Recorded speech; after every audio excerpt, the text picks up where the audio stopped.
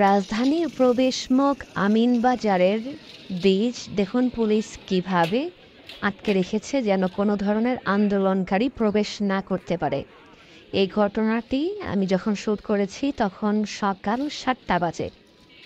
যে যেখান থেকে রাজধানীতে প্রবেশ করুন না কেন একটু সাবধানে প্রবেশ করবেন এবং নিরাপদভাবেই প্রবেশ করবেন।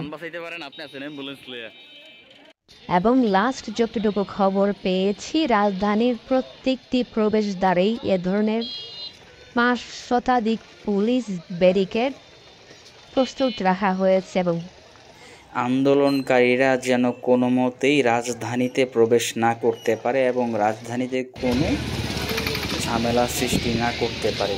তাই সবাই সাবধানে যদি আন্দোলনে অংশগ্রহণ করেন অবশ্যই নিরাপদভাবে করুন, বুদ্ধিমত্তার সাথে করুন।